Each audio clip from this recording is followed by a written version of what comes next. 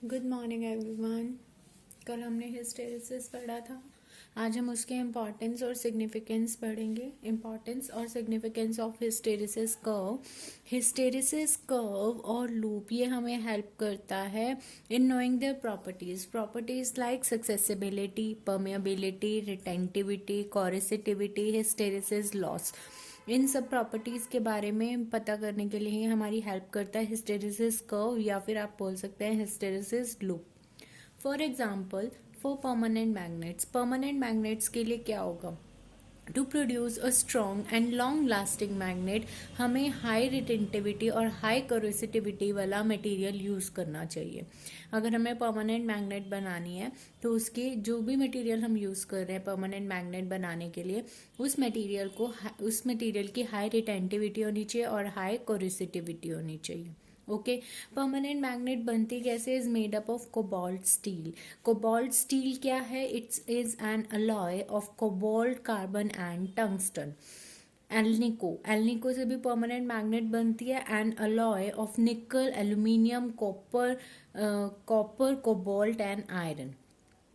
टिकोनल ticonal means titanium, cobalt, nickel, aluminium, इन सब का अलॉय है। Alnico aluminium, nickel, cobalt, copper and iron. Cobalt steel, cobalt, carbon and tungsten. Name से ही आपको पता चल रहा है उनके अंदर कौन कौन से अलॉयज है। ठीक है, this is a permanent magnet. Second point is electromagnets. Electromagnets कौन से होते हैं? The material used for electromagnet should be preferably have the following characteristics. अगर मटेरियल को इलेक्ट्रोमैग्नेट की तरह यूज करना है तो उसके अंदर हाई सक्सेसिबिलिटी होनी चाहिए, उसका हिस्टेरिसिस लॉस लो होना चाहिए, इनिशियल परमेबिलिटी उसकी हाई होनी चाहिए। ठीक है, तो सॉफ्ट आयरन जो होते हैं उनके पास ये सारी क्वालिफिकेशंस होती हैं and is an ideal material for this purpose. Soft iron हमारा इलेक्ट्रोमैग्नेट्स बनाने के लिए काम आता है। ओके। परमानेंट मैग्नेट्स बनाने के लिए अगर हमें कोई मटेरियल चाहिए तो क्या करना होगा? क्या प्रॉपर्टीज होनी चाहिए उसकी? High retentivity and high coercivity. और अगर इलेक्ट्रोमैग्नेट बनाना है तो उसके लिए क्या होना चाहिए? High susceptibility, low hysteresis loss, high initial permeability. Soft iron is the best example for electromagnets. Next is transformer cores. Materials जो ट्रांसफार्मर कोर्स बनाने के लिए यूज हो रहे हैं वो हैं cores of dynamos, motors and chokes. ये हमारे यूज हो रहे हैं to undergo the many cycle of magnetization in every seconds. ये जो मटेरियल्स हैं इनके पास लो हिस्टेरिसिस लॉस होता है, हाई मैग्नेटिक फ्लक्स होती है और इनकी परमिएबिलिटी भी हाई होती है। Okay, this is the transformer cores. अब आता है हमारे पास comparison of hard and soft material. ठीक है, the properties which are illustrated by the cycle of magnetisations are. अब हार्ड और सॉफ्ट मटेरियल्स के बीच में हमने कंपैरिजन करना है। अब मैग्नेटाइजेशन साइकिल के अंदर जो प्रॉपर्टीज थी वो कौन कौन सी थी? एक थी permeability. Permeability means maximum magnetic induction. Susceptibility means maximum magnetisation. Next retentivity, coercivity and hysteresis loss. तो ith साइकिल हमने देख ली। This is the ith cycle of magnetisation of soft iron and steel. This is for soft iron, this is for steel.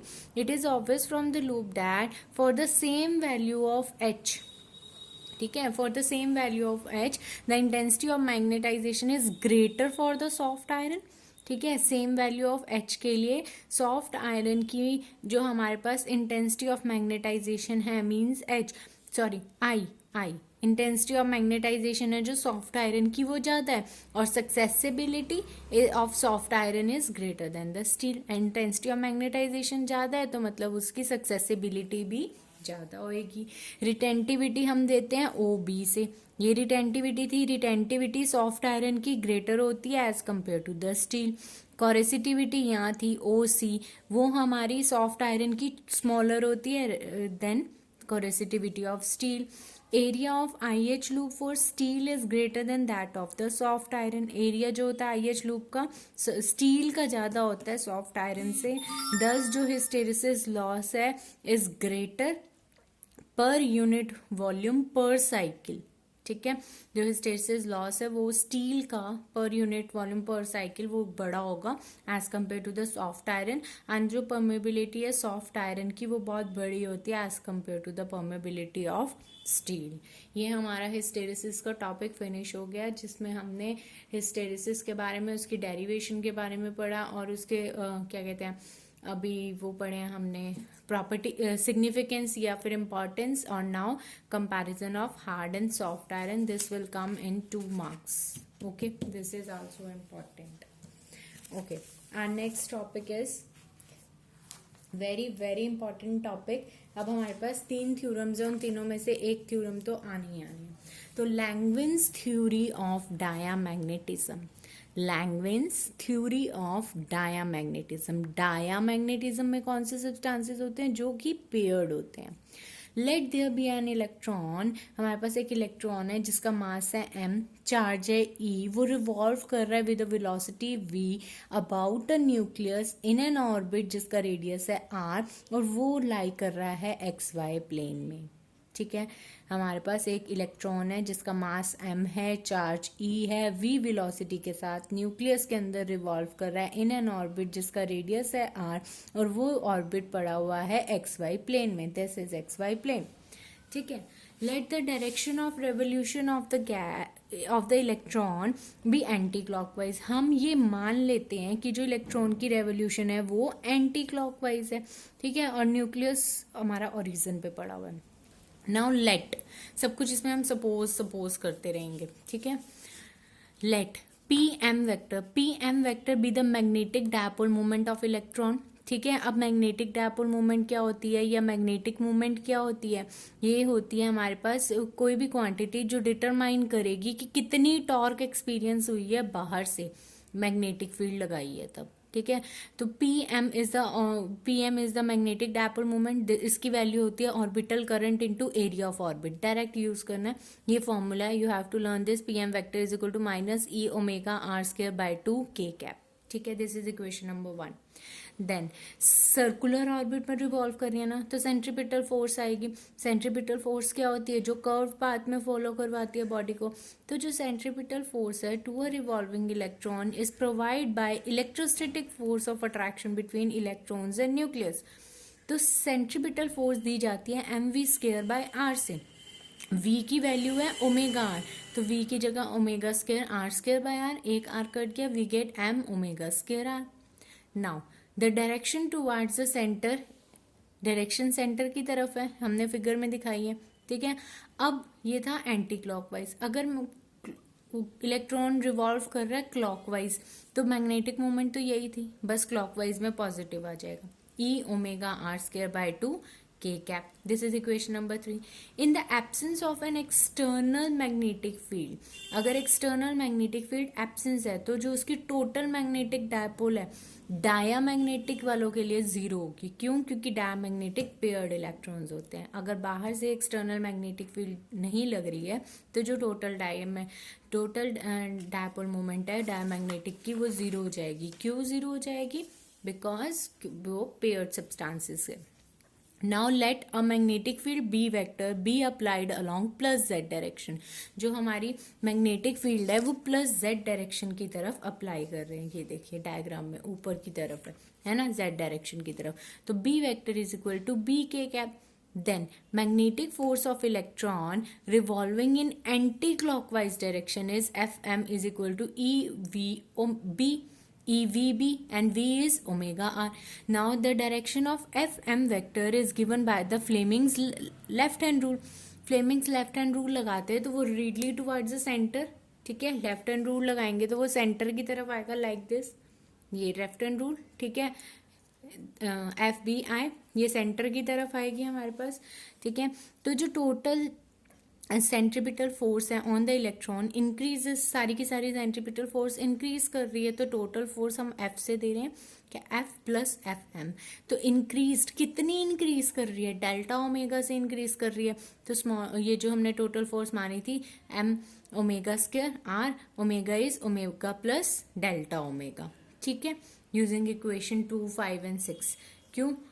Sorry 2, 5 and 7। 5 में ये था, 7 में था, values लेके आएंगे और इसमें पुट कर देंगे।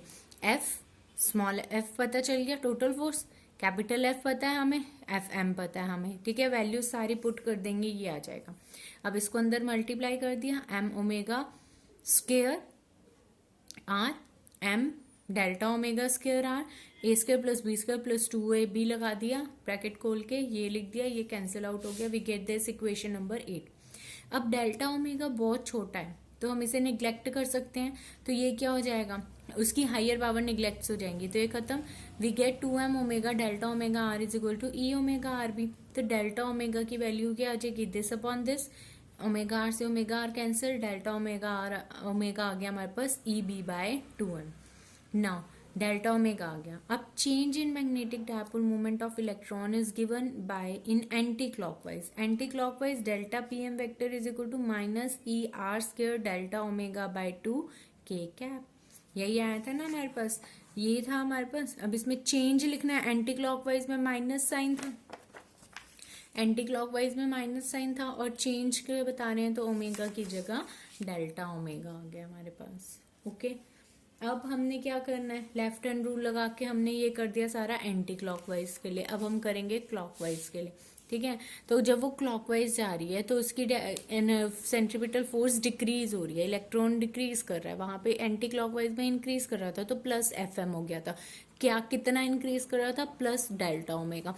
अब यहाँ पे उल्टा चलेंगे, डिक्रीज कर रहा है तो centripetal force F minus F M. अब एफ की वैल्यू क्या हो जाएगी, माइनस डेल्टा ओमेगा स्क्वायर, ठीक है। अगेन इन दोनों की वैल्यूज और इसकी वैल्यू पुट करेंगे, ये आएगा, ब्रैकेट खोल देंगे, a square plus B square minus 2ab करके, ये दोनों कैंसिल हो गए। अगेन डेल्टा ओमेगा बहुत छोटा है तो उसकी हायर पावर निग्लेक्ट कर देंगे, ये खत्म। This is equal to minus of this, minus minus cut गया, डेल्टा ओमेगा फिर से वही आ गया। उसमें भी एंटी क्लॉकवाइज में भी हमारा delta omega e B by 2m था, क्लॉकवाइज में भी हमारा ई बी बाय 2m आ रहा है। तो from equation 9 and 14, this is your equation 9, ये भी सेम है, दिस इज योर इक्वेशन 14। तो therefore the change in magnetic dipole moment of electron in clockwise direction क्या हो जाएगी, ये डेल्टा ओमेगा का चेंज, प्लस में, क्लॉकवाइज में तो प्लस है। तो जो एंगुलर वेलोसिटी है both for the clockwise and for the anti clockwise, electron change करेगा सेम अमाउंट से, और वो कितनी अमाउंट है, डेल्टा ओमेगा से, ठीक है। देयरफॉर जो नेट चेंज है दोनों इलेक्ट्रॉन्स का वो कितना हो जाएगा, जो इतनी उसकी सक्सेसिबिलिटी होगी, ठीक है। तो that is chi naught. Chi naught is equal to I by H. I by H इसको लिख सकते हैं minus N e square mu naught by 6m, expectation value of r square. You have to learn as it is, because ये direct expression उठा के हमने यहाँ पे लिख दिया है, और ये इसका ऑर्डर होता है 10 की पावर माइनस 8 का, विच इज वेरी स्मॉल। और नेगेटिव साइन हमें ये शो कर रहा है कि जो मैग्नेटिक फील्ड है वो सब्सटेंस को रिपेल्ड कर रही है, and has a small value which shows that it has a diamagnetic in nature.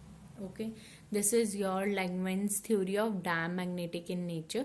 I hope ये आपको समझ आ गई हो। फिर भी आपको डाउट हो तो आप मुझसे पूछ सकते हैं, एंड ट्राई योर बेस्ट, इसे 2 से 3 बार करके देख लें, क्योंकि जितनी इसकी हैंड प्रैक्टिस होगी उतनी आपको अच्छे से ये आ जाएगा। Thank you.